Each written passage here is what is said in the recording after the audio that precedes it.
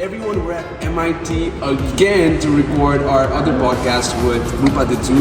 This is the MIT lab, so I'm pretty excited. First time, but let's see how it goes.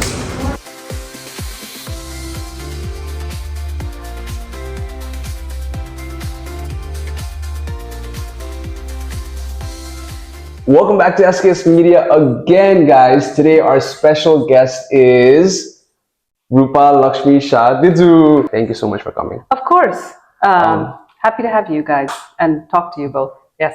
We're actually at MIT lab. I think you guys are going to see this already, you know, media lab. But anyways, so usually we start off with a quick intro, like background 30-second or 60-second elevator pitch. Toro, we're going to do things differently. Okay. So, I'm game.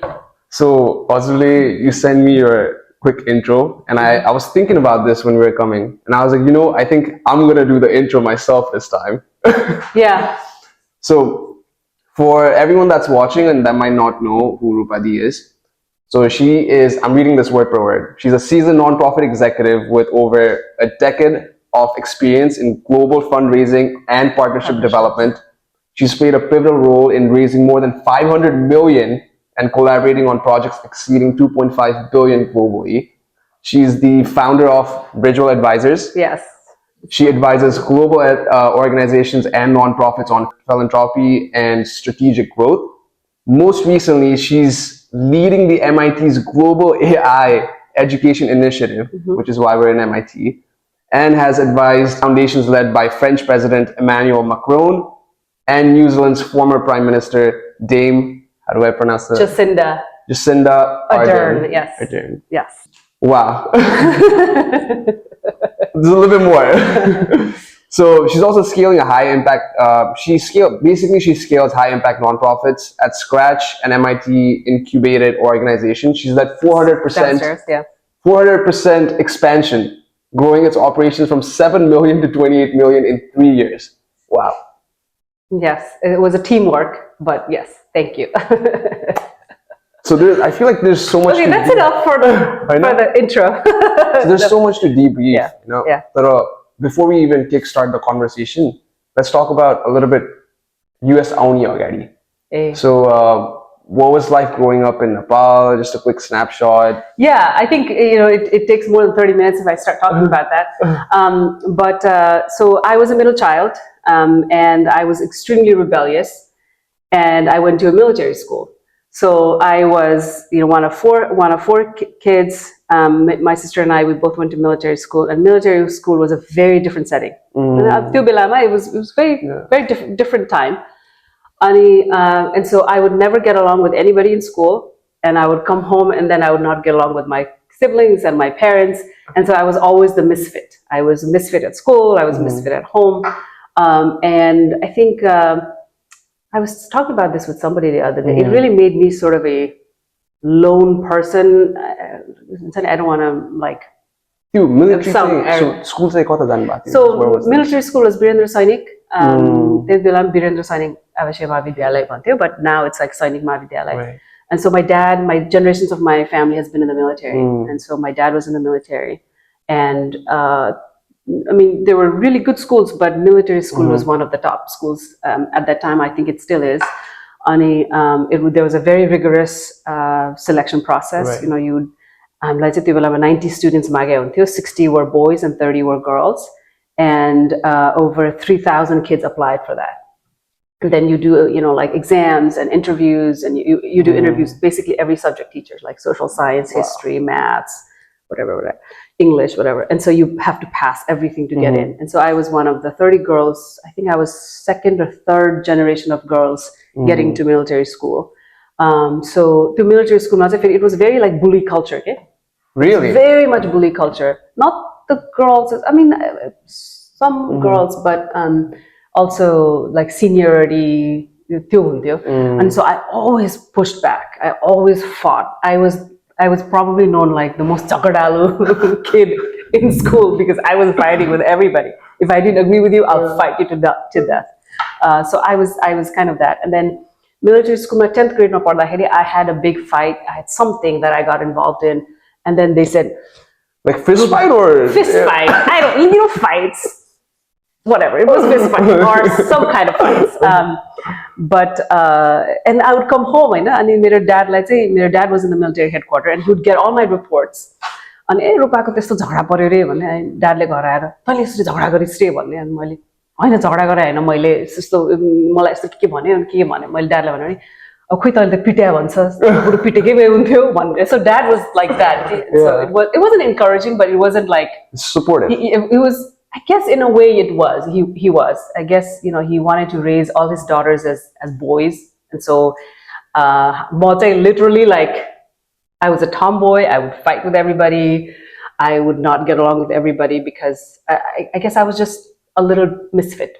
And so after 10th grade, मलाई चाहिँ like okay, Rupa got into a big fight, so she can't apply for high school in Birendra Sainik. 11 apply गर्न पाउँदैन भने. And so I was like, fine, whatever. And then I got into, well, my dad put me into this local +2 भन्थ्यो त्यो बेलामा. I don't know के only +2 +2. And so +2 मा पढेँ. And then 11th class मा पढ्दाखेरि चाहिँ मेरो बहिनी र म we were listening to this FM station and it said, oh, Fair and Lovely को मान्छे like नयाँ मान्छे मागेको छ, if you're fresh face call this number भने. I just like without thinking anything I just wrote down the number. अनि घरबाट phone गर्यो भने त मलाई गाली गर्छ मारिहाल्छ and my dad won't let me do it. And so I called from my dad is very strict. He's a very strict person. So I come from Shah family and everything was very strict. Like as women, you were not allowed to talk back. You were not allowed to go outside the house alone. And so it was very strict situation. This is like your timeline. So timeline, like, I don't know, 14 to like 16. 2000. So 2000, I would say 2001, 2002. And so I applied to that Fair and Lovely thing, and they said, oh, you need a photo. I had no money. I had so I went to this little photo studio in New Road. I walked there, took my photograph, and took that photograph, went to the advertising agency all by myself, and gave it to them. And then somebody, I guess, had noticed me. And so they went through like several rounds of selection, and I got selected as like one of the only girl among like 500 girls to do this commercial in Nepal. And then it was all done by these Bollywood filmmakers. Wow. And it was done for Nepal, India, and Bangladesh or something. And so my paycheck at that time was 25,000 IC, which was a lot of money. And I paid my 11 education all through that money. And so I guess like from that time, I was very independent. I was looking for opportunities. And so the Fair and Lovely growing up, my dad was very much against it. It was just like fighting. Like he did not want me to do it. And then at the end, he gave in because he knew that I wasn't going to let go. And so Fair and Lovely got up, then I was like, okay, what do I do next? And I remember I was at volunteering at my sister's friends. She used to work at this Child Workers in Nepal Concerned Center. It's called Civil. It's a very prestigious organization still. What do they do? So they used to take, they had homeless kids because of the war that was going on. And they would take these homeless kids and they would sort of socialize them. And I was like one of the people sort of in the staff. I was doing like news reports. I was cutting magazines and filing them. And so that was like my first job. I didn't get paid, but I would get like stipends once in a while, like 500 rupiah here, 500 rupiah there. It was good money. And then I met somebody from Kantipur TV and said, oh, tapai jasto Fair and Lovely ko manche cha, yeah, you should be in TV. And I was like, yeah, let's go to TV. And so I went and... At this point, you're already done with high school. I was not done with high school. Like grade 12. I was in 12th grade. And 12th grade, I went to apply for Kantipur TV. One of the big reporters at that time had interviewed me for some magazine. I went to him, I said, I want to apply for Kantipur TV. Can you help? And he said, well, but I'll tell the executives here that the Fair and Lovely girl, has applied. And so I got into Kantipur TV. There was like another written exam and, screen test. And I got in. I was, it was 2,500 staff. I was the youngest person to work at Kantipur TV. I was 17 years old. And I was doing my 12th grade. And so 12th grade, my science part, I hated science. I didn't want to study, but I could, like, my dad didn't let me study anything else. And so I would go to college, get off at 7:45 a.m., get off at 12:45 in the afternoon, take the college bus, go directly to Kantipur TV, work there all day, come home at 11 p.m. at night. And so I did that for about a year. And so that was a big sort of turning point bhanam. Kantipur TV ma kaam garnalai. So I did Kantipur for a year, and त्यसपछि चाहिँ अब 12 class पढेपछि everybody was leaving हैन अनि going to America was like the cool thing at that time. And so I was like, okay, the next thing I want to do is go to America. And so I applied to many colleges in US and I made a focus subject, say communications and film TV there. And so I got into many schools, but So I guess before we even talk about getting to America, there's so many different places, right? Australia, you're like, so what made you choose America? And so it's well, I had no idea. Right. So America, I wanted to go to New Zealand. It's so funny that I'm talking about New Zealand because now I'm going to New Zealand next in like a week. But I wanted to move to New Zealand. I don't know why, but I just thought New Zealand was a cool place to be. America, I was not in my radar because we couldn't afford it. Like my parents could not afford to send me to US at all. But I had a friend who was a dear friend still, and he had just come back from US. And he said, Kina New Zealand, America, try go, I'll help you. And so he helped me apply to colleges, and he told me like, it's so good person. And so I did. I was making my own money. I was making more money than my dad at that time. And so I applied to US and thinking like, this is a really big shot, but let's try it. Again, visa was another thing. And so visa, I remember my interview, I said, look, I work, some people, you don't need anything, but you have to give everything, like finances, career, resume, everything. And so my resume, I was already working at a TV station. And I was already working, I was hosting, like, I was a TV host, I was doing like MCs for concerts and film awards. So I was doing all of that at that time. And so when I went there, they're like, okay, sure, we believe you. Like you'll go study film TV. And so I got my visa then. And the visa in America, it was such a big struggle with my dad because he did not want women in his family's daughters get out of the house without being married. And so that was another major tussle between my father and I. And then I came to US. And this is 2004. 2004. Yeah. So right after I finished 12 class, which was like 18-19 And so I came to the US in 2004. I was here by myself. I had no friends, no family. I stayed with my friends who had just come back from America, his friend's house for 2 weeks. And then I rented an apartment with some Asian students in my college, near my college. And so that's how my journey to US started. It's like, I thought I wanted to, and luckily I landed in LA, which is another big story, but I landed in LA. So the first place you came was LA? LA, yeah. So Kathmandu, but I had not even been out of Kathmandu. So like I had not even been to Pokhara. Wow. And then, I came to LA. And again, all by myself, alone, no friends, no family. And so the idea of like not having sort of a roof over your head or a net under your feet is very scary, especially at that age. So I knew that if I don't succeed, so my dad had like loaned our house to send me to America, and that was the only money we could get, right? So there was no sort of finance or anyone that could support me. So I remember and I was looking for jobs everywhere, and I had my rent for that month was $400. I was living in a little, like a living room space.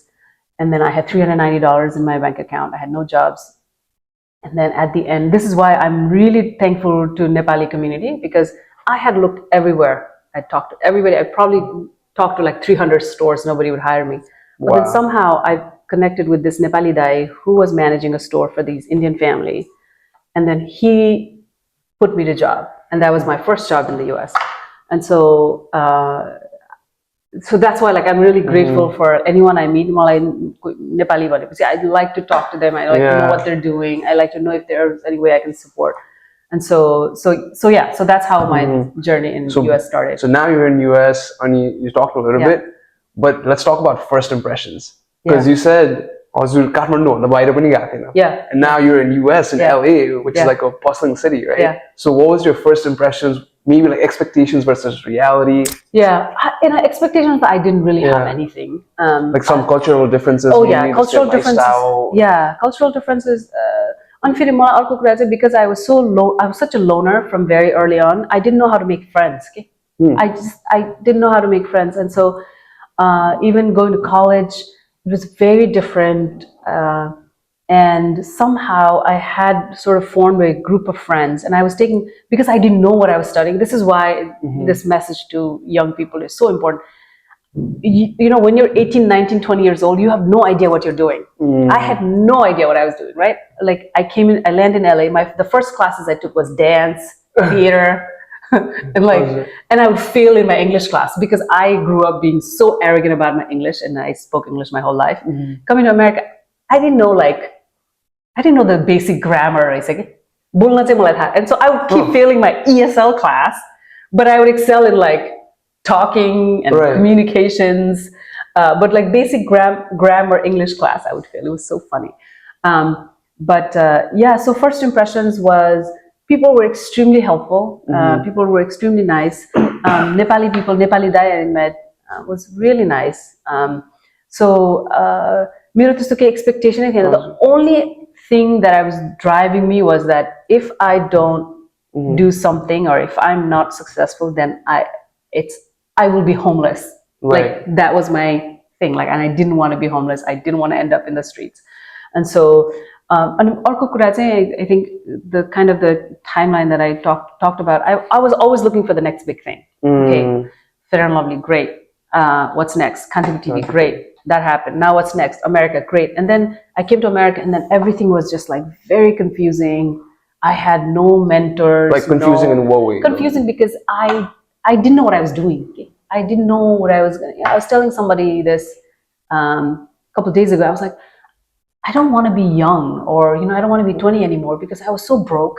I was so lost. I was so confused, and it was a really difficult time. That is like pre-social media, if any. And so now imagine being a 20 or 25-year-old and then being in this like social media where life is perfectly curated and showed to you that it's like everything is perfect, glamorous, everything is just beautiful, and then you're like inside, you're confused, you're lost, which is the place to be. Because, and I was talking to my nephew, he's 20 years old, and he called me, he said, Sana Mama, I'm really confused. I don't know what I'm doing. And I was like, that's great, Baba. That's great that you're confused, because when you realize you're confused, you will find ways not to be confused. And that's the path you're choosing. Everybody, when they're 20 years old, should be confused, and so that was what is going to drive you to unconfuse yourself.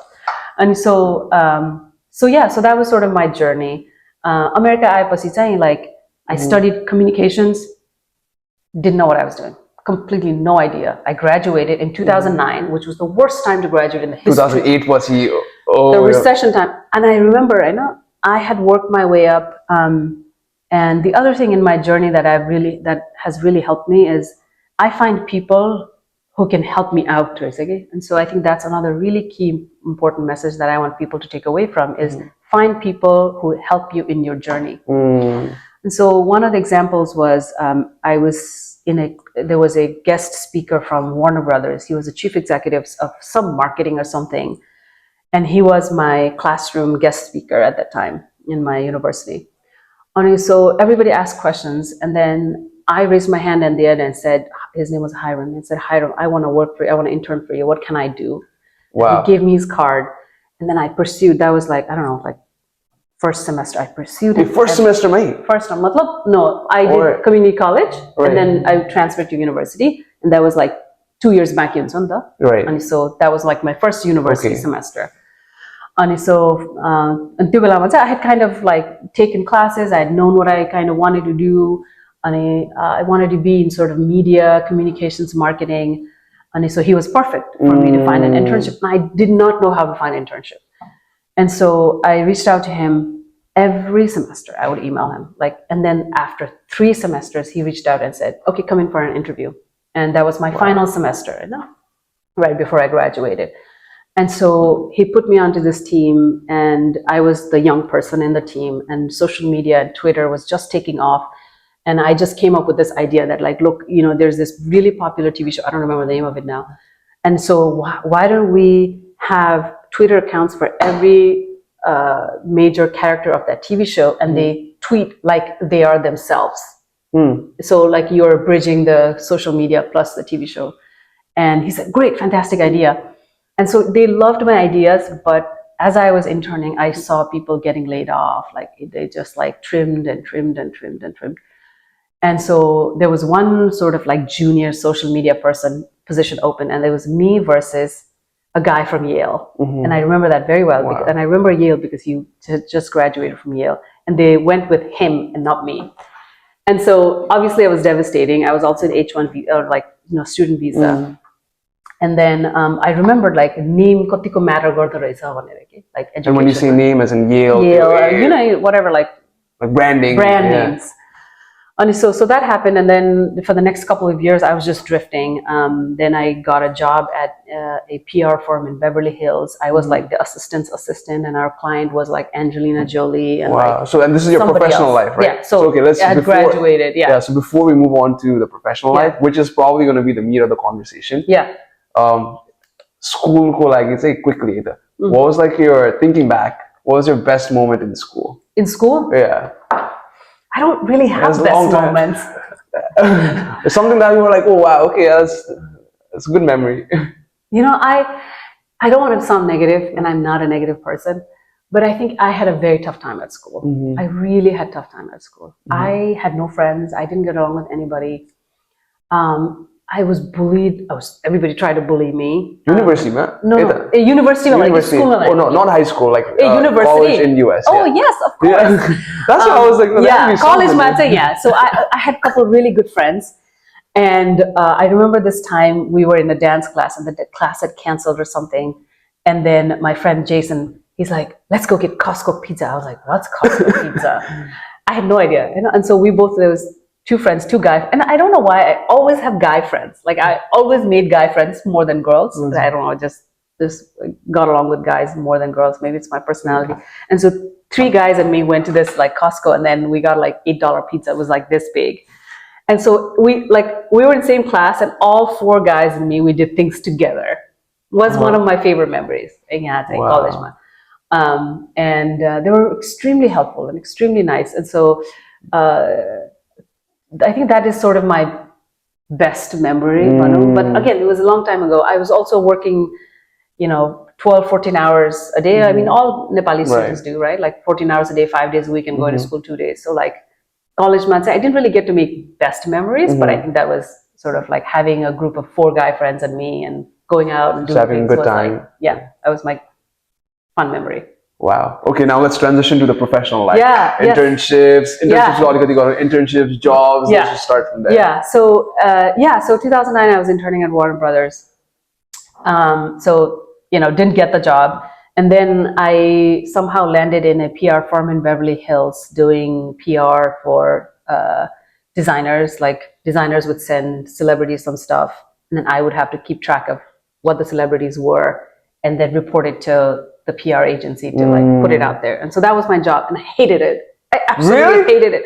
It's the worst thing in the world. Like, can you imagine like coming to the office, right? Timeline, coming to the office, and then first thing you do is like go to these Hollywood paparazzi website, and then zoom in and see what that celebrity wore, what designer it was. And then you go back to your boss and say, Angelina wore that bracelet that we got from, I don't know, whatever designer. XYZ, And then my boss goes to other, and then my boss puts it out in like, I don't know, Vogue or something, and then going back to work again the next day and seeing like, did Vogue cover it? Did this cover?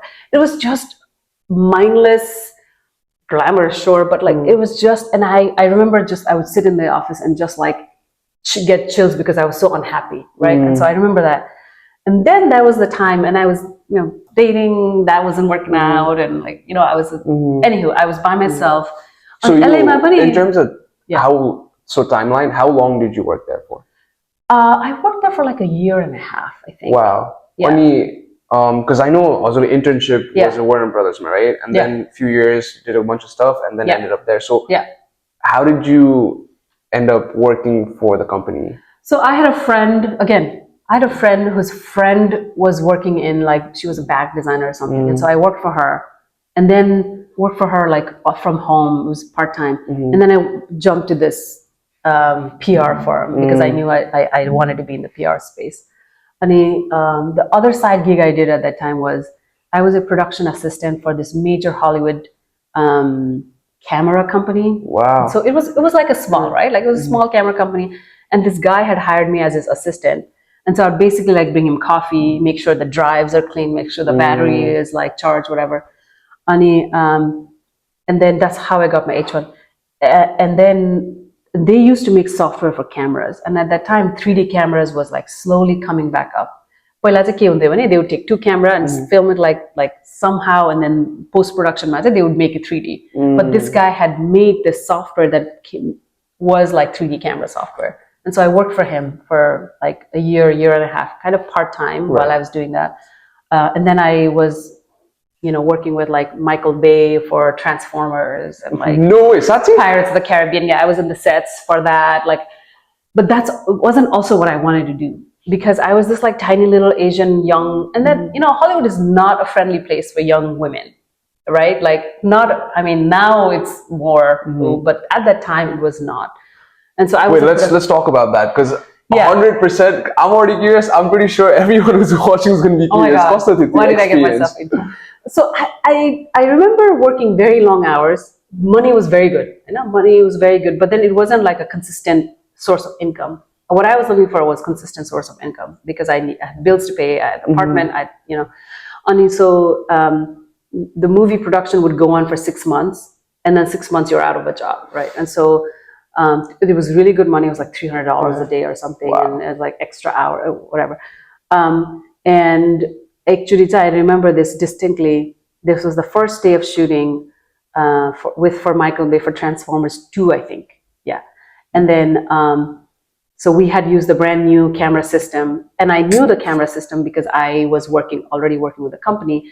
And so I knew there was left camera and right camera, and it all came to like one hard drive. And we shot like for first day, it was an airport hangar in Los Angeles, and we shot it.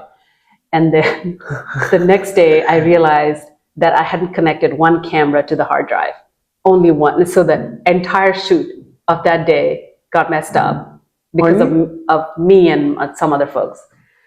And so we were like shit scared. But the next day Michael Bay was like, and he's really known to be like yelling, right? Like he would just like yell, y'all do this. But he didn't say anything. He's like, well, that's the new technology used. Well, didn't work. Let's try again. And so the next day we tried again.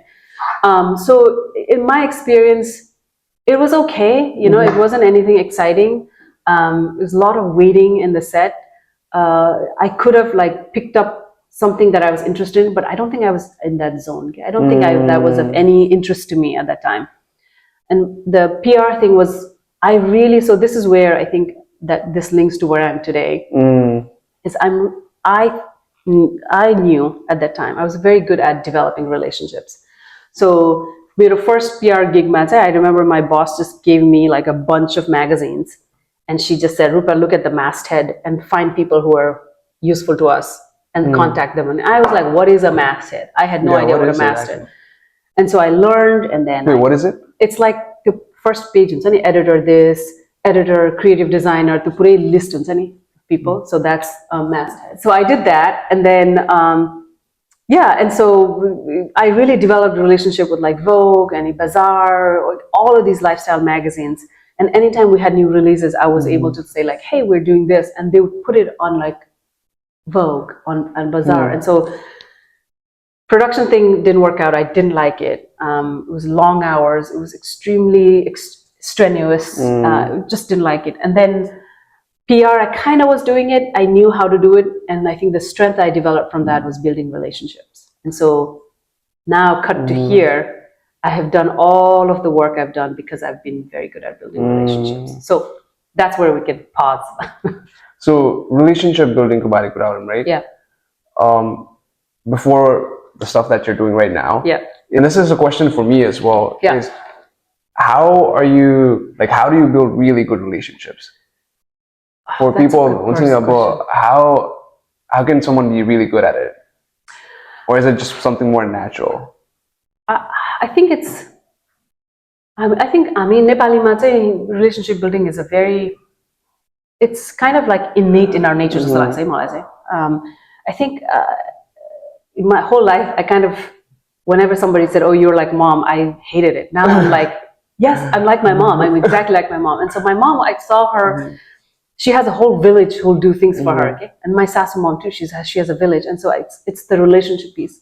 Right. And then मेरो काममा चाहिँ one of the things that I've really taught myself how to do is, what are you as a funder are you looking for, and what am I as a person at MIT knowing about all these programs? What is the best fit that I can take from here to here? You know, and anything like, one of the biggest funder that I've worked with is Google. I've raised like almost 20 million from them.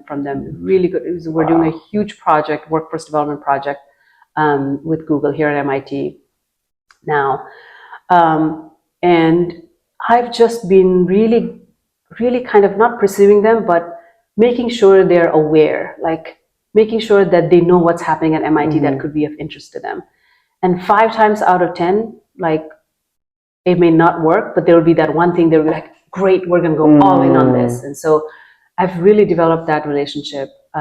Also being in education and creative and ed tech for the number of years that I've been, like, I don't know, 6+ years, with starting with Scratch, which was founded at Media Lab right here on the 4th floor. So from that to now doing MIT's AI literacy and workforce development, it's just been same sort of the network of people that I've been sort of like, hey, look, we're doing this. Hey, okay, not interested. Hey, look, how about this? Not interested. How about this one?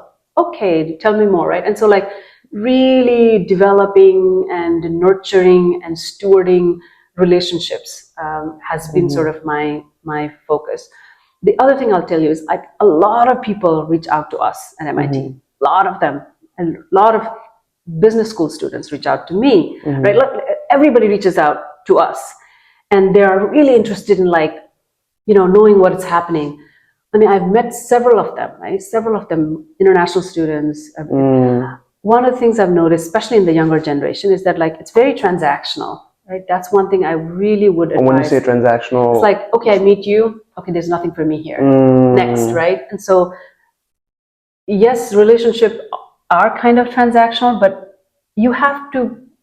Somebody would really want me to meet for lunch, and I take my time, meet for 1 hour, talk to them about what they want to do, talk to them about it, and then they just, like, vanish, right? Like, there's no, hey, thanks for meeting me, it was great talking to you, we'll be in touch about so and so. Nothing like that. One of the things professionally that I've learned is that when you meet someone and that person is generous enough to spend 30, 40, 1 hour of their time with you, you say thank you. And you follow up and say, hey, remember that thing we talked about? I'm doing that now, right? It may not be of any interest to that person, but the fact that your name ended up in their inbox is a big deal. And people remember these things. And so I think that's, like, one of the things that I've really, like, focused on, is how I develop relationship with not only funders, but anybody that I've worked with. Last year, we did a big AI education summit here, our first AI education summit here at MIT. All of the speakers were my contacts, right? Like, Glitz and Google and Amazon, and everybody that I had sort of worked in the AI education space, even remotely, I reached out to them and said, hey, we're doing this big AI education summit. Can you come and speak? And they agreed. And so this entire panel of speakers was my people. And so I think the communication is really key. Connecting is very key. And I think that's one of the things that younger people who are looking for careers, if somebody is kind enough to spend time with you for 20 minutes and talk to you about your path or their path, like, stay in touch, man. Like, you never know. The example is, like, I've hired people that I've worked with, I don't know, 5 years ago, 6 years ago. I hired them, and then they went away, did their own thing, but then I need some help with a small little project here. I go back to them and say, hey, can you do this? And so and that's because, like, they're in my orbit, right? Like, जहिले पनि professional life मा चाहिँ, if you're into somebody's orbit, maintain that orbit. So that's, like, sort of the message. Sorry, I went, like, tangent. No, that was really cool. And just the concept itself, because you're doing fundraising for nonprofits, right? So people that might not know what it is and what the work exactly looks like. Yeah, absolutely. So my job basically is I ask for money. And I will ask for money with everybody, like anybody. Sanjay Dai too, like I ask for money for. Like we're doing a big summit here. We should sponsor us. So my job is to, obviously my work is driven by impact, right? And so to impact garnako lagi, how can I bring one person from this sphere along with me so we can make a big impact here, right? And so that's what I do. And like I said, understanding मेरो funders and who are the key funders that I'm engaged with, having conversation with. What are they looking for? What do I have to offer, or what somebody else have to offer? Like sometimes I'll just make random connections and they'll go out and do their own thing. And so त्यो चाहिँ अनि मेरो चाहिँ अलि basic function भनेको, how do I sell this idea of the world should be AI literate? The kids are AI natives. They need to use AI in order to advance their careers in the future. How do we prepare them for the future? And so now I talk to several like IBMs or Google or like Gates Foundation. I talk to them and they send, and then we have sort of a pitch. This is what we're doing. We want to train this many students by this time. We want to establish a national hub for AI literacy here at MIT. Would you come and support us? And so several conversations on pay, okay? Like you have to keep your idea planned गरेपछि, I sort of keep nurturing it and nurturing it and nurturing it, and so that it becomes this bigger project. So yes, my job right now is fundraising. I work with 3 of the most revered professors here at MIT. One has a lab here. Her name is Cynthia Brazil. Usko चाहिँ personal robotics group भन्ने lab छ, and she and I were just in a meeting this morning, and she said, I am sort of the pioneer of how human can interact with technology and with robots. And so अर्को मेरो sort of my driving factor that I keep telling everybody is like, I want MIT's resources out in the world. I want Nepali kids to be using our stuff, right? I want kids in the most remote part of like Brazil be using MIT's technology. Because we don't develop that, develop only that big institution, MIT, Harvard, whatever, Stanford, mahoni. My job is to take these ideas, find a funder, and take it out to the world, and that's what I do, अहिले. And I'm sort of the connector, and म चाहिँ jack of all spades, master of none भन्छ नि. So I'm jack of all spades, I'm master of none. I'm married to a scientist who's a big like cancer scientist who's like this, but I'm like everything else.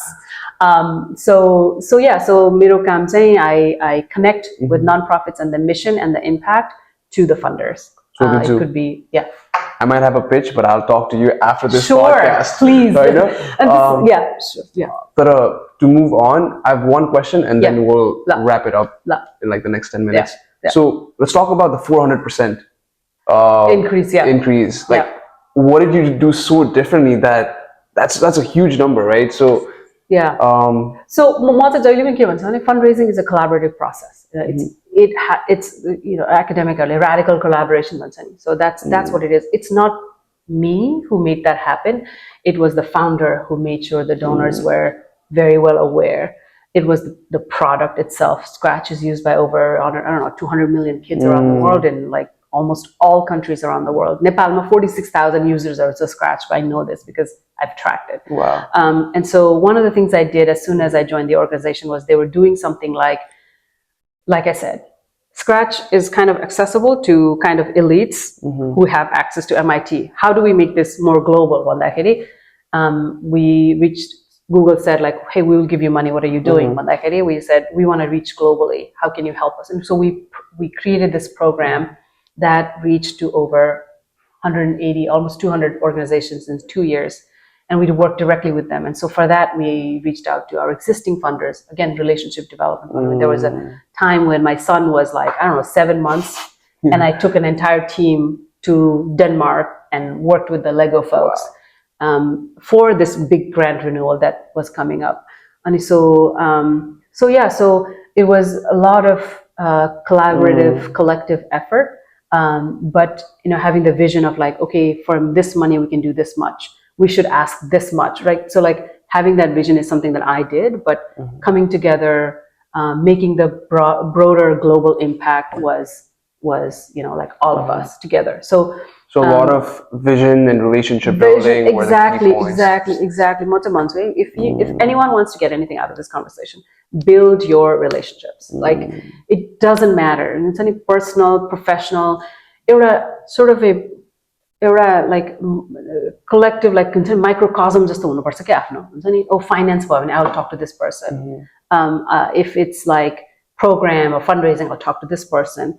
And I have so many people reach out to me, especially younger Nepali people, because I talk in so many forums, and I talk to them, and I say, and not only Nepali, I also help Cornell grad students. Wow. And one of the things I've always said is like, find your community, right? Like find people who can elevate you in certain areas. And so it's not one person, it's multiple people. And we are like vines, the peas, vines always goes wherever it finds the tendrils attachments. So we are like that. Now, if we attach our tendrils to the right folks and the right people, it's easy for us to kind of move up, right? But if we are not, we're sort of in this little space and not doing or not reaching out or not making that community, we're here on the floor. And so, yeah, I think the biggest success मेरो लागि चाहिँ लाइफमा has been people that I work with, finding the right people, connecting with them, and sort of being in alignment with them. Wow. Okay, so I know we're in a time crunch, so you don't have to explain too much, but I still want to know, is your US, you came 2004. Yeah. And now you've been here for a little over 20 years. 20 years. So what has been your best moment so far and the most challenging? Oh, most challenging. I think most challenging, every moment is challenging. Right now we're deciding where my husband's going to be. So that's challenging. I don't remember. One that's like, okay, like it could be school, it could be professional life. Oh yeah, my biggest challenge was like immigration things to be figured out, right? It took me 8 years. I went to Cornell, I went to grad school without a legal status, and Cornell was kind enough to say, okay, we'll let you go, we'll let you study. And so I think that was very challenging, as most people will relate with me. I didn't come here with anything, or I didn't marry an American citizen, or I didn't do it. So figuring that was most challenging.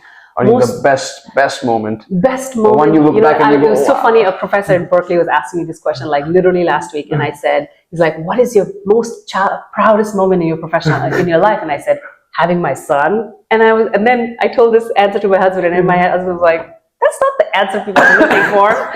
And so I think my most exciting spaces, and I thought about this. So when I started at scratch, I looked at the numbers. Nepal ma jama 10,000 users. Our goal was to be global. And so we established this program, and I reached out to Nepali nonprofits. And now we have about 6 Nepali nonprofit Scratch Collaborative, and over 40,000 Nepali users of Scratch in Nepal. So seeing that number grow from like 10,000 to 40,000 in 3 years, and Nepali kids having that access to an MIT platform was, I think, my biggest highlight of my career. So, yeah. Okay, so now we're towards the end of the podcast. Yeah. For everyone that's watching, if there's 1 or 2 pieces of advice that you'd give them, what would it be? Absolutely. There was this kind of like the viral thing I did in Texas when I spoke in February.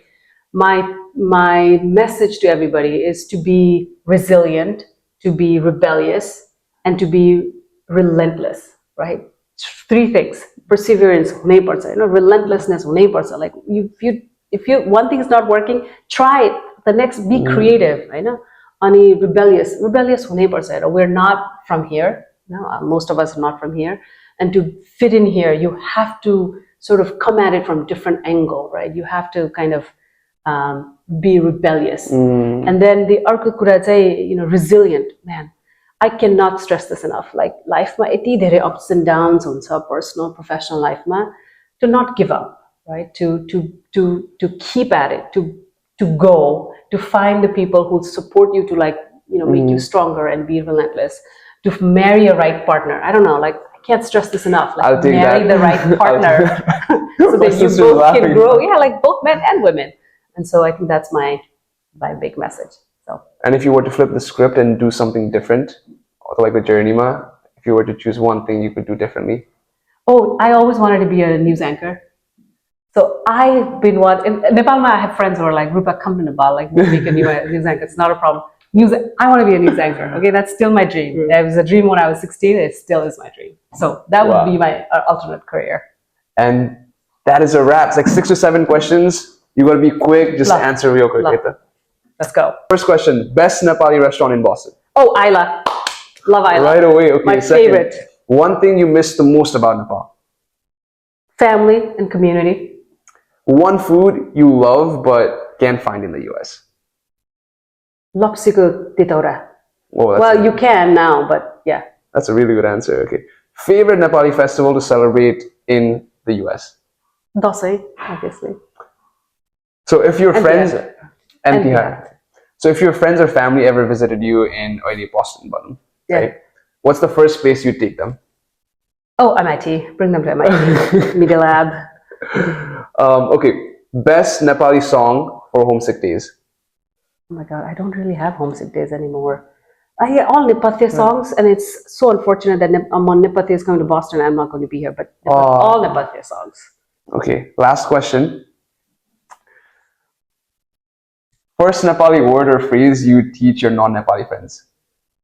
Not a swear word though. Oh, yeah, I was gonna say, I'm like, can I say this?